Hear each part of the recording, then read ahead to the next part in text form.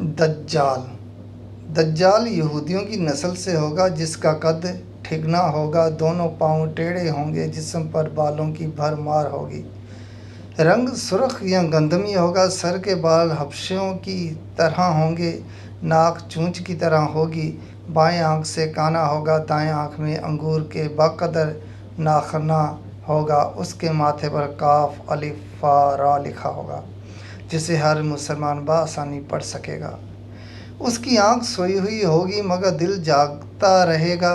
شروع میں وہ ایمان و اصلاح کا دعویٰ لے کر اٹھے گا، لیکن جیسے ہی تھوڑے بہت متبعین میسر ہوں گے وہ نبوت اور پھر خدائی کا دعویٰ کرے گا۔ اس کی سواری بھی اتنی بڑی ہوگی کہ اس کے دونوں کانوں کا درمیانی فاصلہ ہی 40 گز کا ہوگا۔ ایک قدم تا حد نگاہ مسافت کو طے کرے گا۔ دجال پکا جھوٹا اور اعلیٰ درجے کا شعبے باز ہوگا۔ اس کے پاس غلوں کے ڈھیر اور پانی کی نہریں ہوں گی۔ زمین میں مدفون تمام خزانے باہر نکل کر شہد کی مکھیوں کی مانند اس کے ساتھ ہولیں گے۔ جو قبلہ اس کی خدائی پر ایمان لائے گا، دجال اس پر بارش برسائے گا، جس کی وجہ سے کھانے پینے کی چیزیں ابل پڑیں گی، درختوں پر پھل آ جائیں گے۔ کچھ لوگوں سے آ کر کہے گا کہ اگر میں تمہارے ماں باپوں کو زندہ کر دوں تو تم کیا میری خدائی کا اقرار کرو گے؟ لوگ اس بات میں جواب دیں گے، اب دجال کے شیطان ان لوگوں کے ماں باپوں کی شکل لے کر نمودار ہوں گے۔ نتیجتاً بہت سے افراد ایمان سے ہاتھ دھو بیٹھیں گے۔ اس کی رفتار آندھیوں سے زیادہ تیز اور بالوں کی طرح رواں ہوگی۔ وہ کرشموں اور شعبے بازیوں کو لے کر دنیا کی ہر چپا کو روندے گا۔ تمام دشمنان اسلام اور دنیا بھر کے یہود امت مسلمہ کے بغض میں اس کی پشت پناہی کر رہے ہوں گے۔ وہ مکہ معظمہ میں گھسنا چاہے گا مگر فرشتوں کی پہرہ داری کی وجہ سے ادھر گھس نہ پائے گا، اس لیے نامراد و ذلیل ہو کر واپس مدینہ منورہ کا رخ کرے گا۔ اس وقت مدینہ منورہ کے 7 دروازے ہوں گے اور ہر دروازے پر فرشتوں کا پہرہ ہوگا، لہٰذا یہاں پر بھی منہ کی کھانی پڑے گی۔ انہی دنوں مدینہ منورہ میں 3 مرتبہ زلزلہ آئے گا، جس سے گھبرا کر بہت سارے بے دین شہر سے نکل کر بھاگ نکلیں گے۔ باہر نکلتے ہی دجال انہیں لقمہ تر کی طرح نگل لے گا۔ آخر ایک بزرگ اس سے بحث و مناظرہ کے لیے نکلے گا اور خاص اس کے لشکر میں پہنچ کر اس کی بابت دریافت کرے گا۔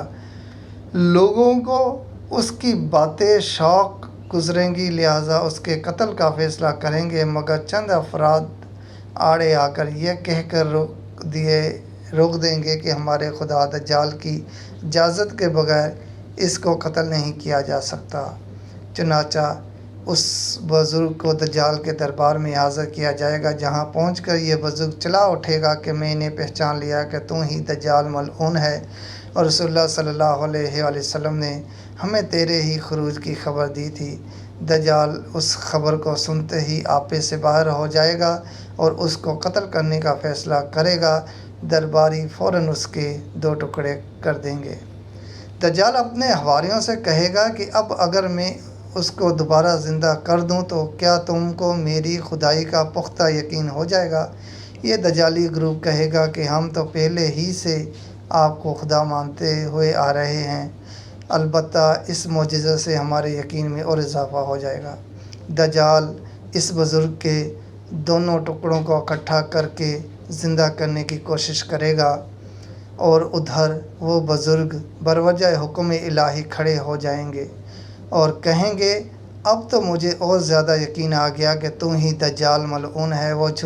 وہ جھنجھلا کر دوبارہ انہیں ذبح کرنا چاہے گا، لیکن اب اس کی قدرت سلب کر لی جائے گی۔ دجال شرمندہ ہو کر انہیں اپنی جہنم میں جھونک دے گا، لیکن یہ آگ اس کے لیے ٹھنڈی اور گلزار بن جائے گی۔ اس کے بعد وہ شام کا رخ کرے گا، لیکن دمشق پہنچنے سے پہلے ہی حضرت مہدی علیہ السلام وہاں آ چکے ہوں گے۔ دجال دنیا میں صرف 40 دن رہے گا، ایک دن 1 سال، دوسرا 1 مہینہ، تیسرا 1 ہفتے کے برابر ہوگا۔ بقیہ معمول کے مطابق ہوں گے۔ امام مہدی علیہ السلام دمشق پہنچتے ہی زور و شور سے جنگ کی تیاری شروع کر دیں گے، لیکن صورتحال بظاہر دجال کے حق میں ہوگی، کیونکہ وہ اپنے مادری افرادی طاقت کے بل پر پوری دنیا مسیح ڈھاک بنا بیٹھا ہوگا۔ اس لیے عسکری طاقت کے اعتبار سے تو اس کی شکست بظاہر مشکل ہوگی، مگر اللہ کی تائید اور نصرت کا سب کو یقین ہوگا۔ حضرت مہدی علیہ السلام اور تمام مسلمان اسی امید کے ساتھ دمشق میں دجال کے ساتھ جنگ کی تیاریوں میں ہوں گے۔ تمام مسلمان نمازوں کی ادائیگی دمشق کی قدیم شہر آفاق مسجد میں جامعہ عموری میں ادا کر رہے ہوں گے۔ ملی شیرازہ لشکر کی تربیت اور یہودیوں کے خلاف صف بندی کو منظم کرنے کے ساتھ ساتھ مہدی علیہ السلام دمشق میں ان کو اپنی فوجی سرگرمیوں کا مرکز بنائیں گے، اور اس وقت یہی مقام اس کا ہیڈ کوارٹر ہوگا۔ امام مہدی علیہ السلام ایک دن نماز پڑھانے کے لیے مصلی کی طرف بڑھیں گے تو عین اسی وقت حضرت عیسیٰ علیہ السلام کا نزول ہوگا۔